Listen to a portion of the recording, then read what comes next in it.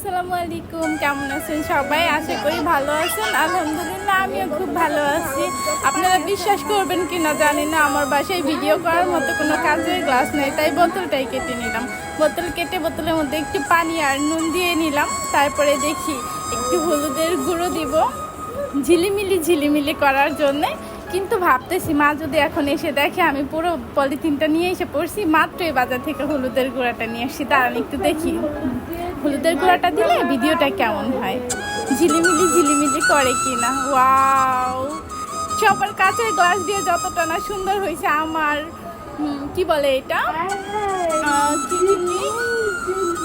আমার তৈরি করা কাঁচের গ্লাস, যেটা কিনা প্লাস্টিকের গ্লাস, তার থেকে অনেক বেশি সুন্দর হয়েছে। আপনারাই বলেন সবার তার থেকে সুন্দর হয়েছে কিনা। ওয়াও, আমি তো নিজে দেখে নিজে মুগ্ধ হয়ে যাচ্ছি। জামাইরে কত করে বললাম আমার একটা কাঁচের গ্লাস কিনে দাও, আমি ভিডিও করি। জামাই তুমি দিবা না তো কি হয়েছে, তোমার বউয়ের মাথায় কি কম বুদ্ধি? দেখো কাঁচের গ্লাস ছাড়াই কত সুন্দর করে ঝিলিমিলি ভিডিও করে ফেলছে, তুমি দেখে হা করে তাকিয়ে থাকবে।